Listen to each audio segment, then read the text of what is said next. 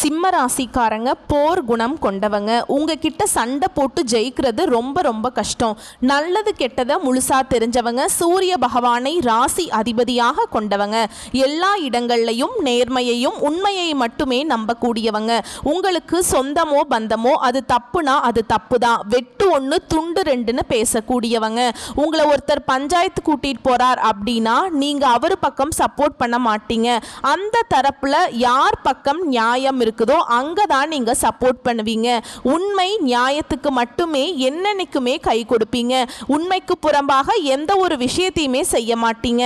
இதனால தான் சிம்ம ராசிக்காரங்களுக்கு நிறைய கஷ்டங்களும் துன்பங்களும் அதிகமாகவே ஏற்பட்டு இருக்கு.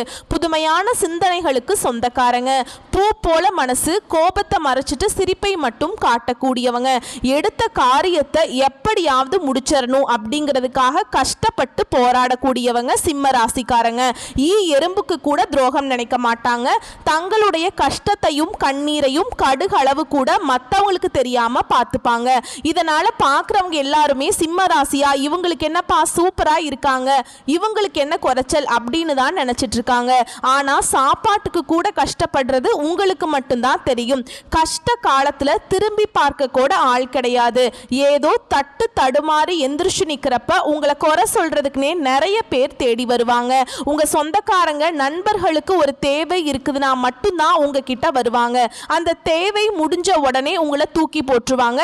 மறுபடியும் அவங்க வந்து உங்ககிட்ட உதவின்னு கேட்பாங்க. அவங்க உங்களுக்கு முன்னாடி பண்ண துரோகத்தை எல்லாமே மறந்துட்டு மீண்டும் அவங்களுக்காக உதவி செஞ்சு ஏமாறக்கூடியவங்க தான் சிம்ம ராசிக்காரங்க. வாழ்க்கையில எப்படியாவது முன்னேறணும் அப்படிங்கிறதுக்காக தினம் தினம் கஷ்டப்பட்டு உழைக்கக்கூடியவங்க தான் நீங்க.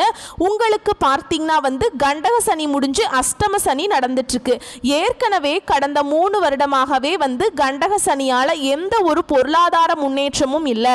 வாழ்க்கையில படாத பாடுபட்டுட்டு ஏதோ உயிரோடு இருக்கேன் சாமி அப்படின்னு தான் நிறைய சிம்ம ராசிக்காரங்க சொல்றீங்க. இப்ப வேற அஷ்டம சனி வேற நடந்துட்டு இருக்கு அப்படிங்களா? இதனுடைய தாக்கம் அப்படிங்கிறது கொஞ்சம் அதிகமாகவே இருக்கு. எங்க வாழ்க்கை இப்படியே போயிருமா, எங்க வாழ்க்கையில எந்த ஒரு நல்லதுமே நடக்காதா அப்படின்னு நீங்க கேட்கறது எல்லாமே எனக்கு புரியுதுங்க. இந்த ஜூன் மாதத்துக்கு பிறகு உங்களுக்கு வருட கிரகங்களுடைய மாற்றங்கள் எல்லாமே இருக்கிறதுனால இந்த அஷ்டமத்து சனியோட பாதிப்பு அப்படிங்கிறது சிம்ம ராசிக்காரங்களுக்கு கொஞ்சம் கொஞ்சமா குறைஞ்சிக்கிட்டே வந்துடும். இனி வரக்கூடிய ஒரு 6-7 மாதங்களை பொறுத்த வரைக்கும் சிம்ம ராசிக்காரங்களுக்கு நல்ல ஒரு ராஜயோகத்தை தரக்கூடிய ஒரு காலகட்டமாகவே பார்க்கப்படுது. ஏன்னா குரு பெயர்ச்சியோட முழு பலன்களும் ராகு கேது பெயர்ச்சியோட முழு பலன்களும் உங்களுக்கு ஜூன் மாதத்துல இருந்து சிம்ம ராசிக்காரங்களுக்கு முழுமையாக கிடைக்க போகுது. அது மட்டும் இல்லாம இந்த ஜூன் மாதத்துல பாத்தீங்கன்னா உங்களுக்கு 5 கிரகங்களுடைய சேர்க்கையும் ஒன்றாக இருக்குது. இது நல்ல ஒரு முன்னேற்ற பாதைக்கு கண்டிப்பா நீங்க சிம்ம ராசிக்காரங்க போக போறீங்க அப்படிங்கிறதுல எந்த ஒரு மாற்று கருத்துமே கிடையாதுங்க.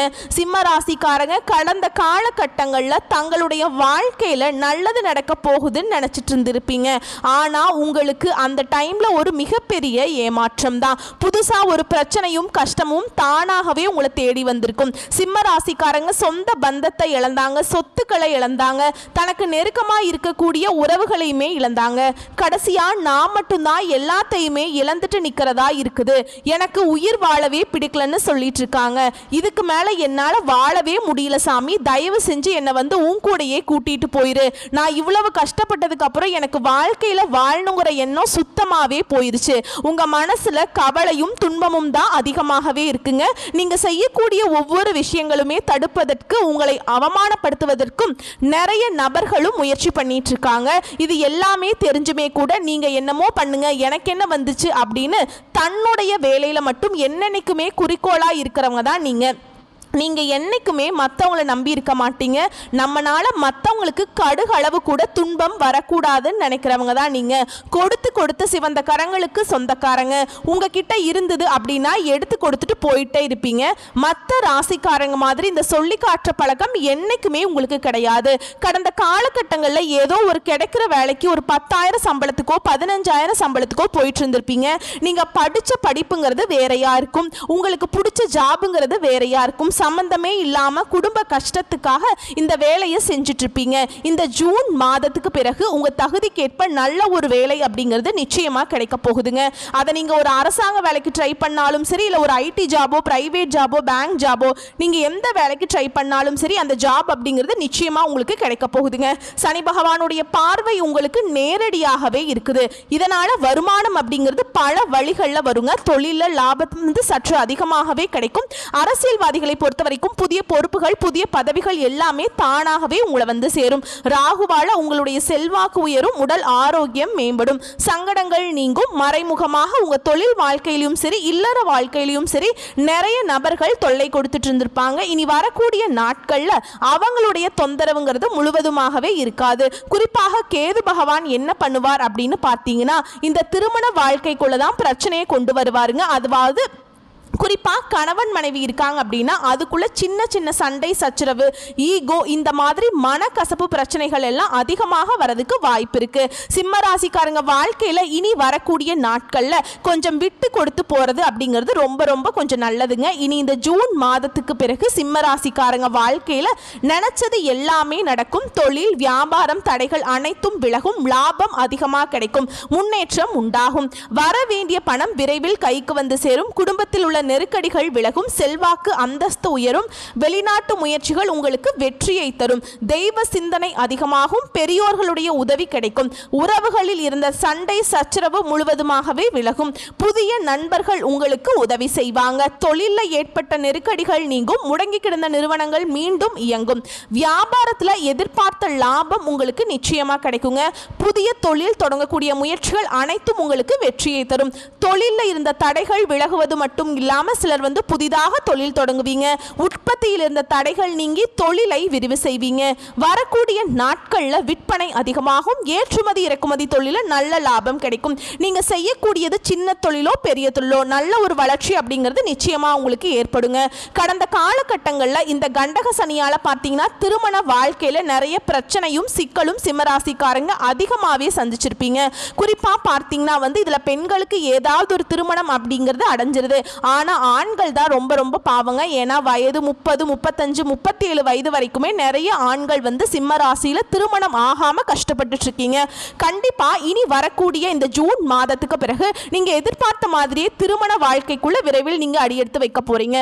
வாழ்க்கை துணையை இழந்த சிம்ம ராசி ஆண்களோ பெண்களோ அடுத்து வந்து இரண்டாவது திருமணம் பண்ணலாமா வேண்டாமா அப்படிங்கிற ஒரு மிகப்பெரிய குழப்பத்தில் இருப்பீங்க. அப்படி இரண்டாவது திருமணம் பண்ணா சொந்தக்காரங்க தப்பா பேசுவாங்களா, ஊர்க்காரங்க தப்பா நினைச்சுக்குவாங்களா, அவங்க நினைப்பாங்களா, இவங்க நினைப்பாங்களா, நம்ம கேரக்டர் தப்பா பேசிடுவாங்களா, இப்படிங்கிறதுக்காகவே பயந்துக்கிட்டே நிறைய நபர்கள் வந்து அது ஆணாக இருந்தாலும் சரி பெண்ணாக இருந்தாலும் சரி இரண்டாவது திருமணத்தை யோசிக்காம இருக்கீங்க.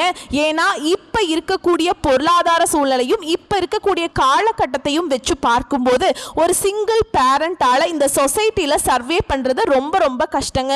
நீங்க எதிர்பார்த்த மாதிரியே நல்ல ஒரு மறு வாழ்க்கை அப்படிங்கிறது விரைவில் உங்களுக்கு அமையும். குழந்தை பாக்கியத்துக்காக எங்கே சிம்மராசி நேயர்கள் பார்த்தீங்கன்னா, நாங்களும் போகாத ஹாஸ்பிட்டல் இல்லை சாமி, பார்க்காத ட்ரீட்மெண்ட் இல்லை, வாரத்தில் 5 நாள் கோவிலுக்கு போயிட்டு செஞ்சுட்டு வந்துட்டு இருக்கோம், எங்களுக்கு மேரேஜ் ஆகி 3 வருஷம் ஆகுது, 5 வருஷம் ஆகுது, 7 வருஷம் ஆகுது, எங்களுக்கு பிள்ளை பேர் பாக்கியமே இல்லை அப்படின்னு தான் நிறைய சிம்ம ராசிக்காரங்க சொல்றீங்க.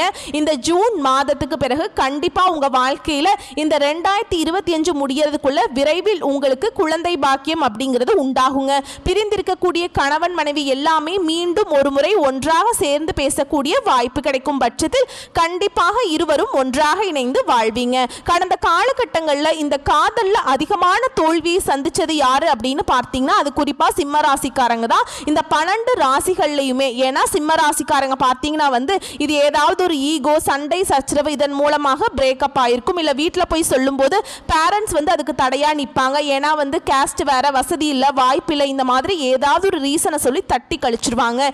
இனி இந்த ஜூன் மாதத்துக்கு பிறகு உங்களுடைய காதலை வெளிப்படுத்தும் போது இந்த காதல் கண்டிப்பாக கைகூடும். வீட்டில் போய் சொல்லும்போது பெற்றோர்களே உங்களுக்கு வந்து திருமணம் திருமணம் செய்து வைக்கக்கூடிய வாய்ப்புகள் உங்களுக்கு அதிகமாகவே அமையுங்க.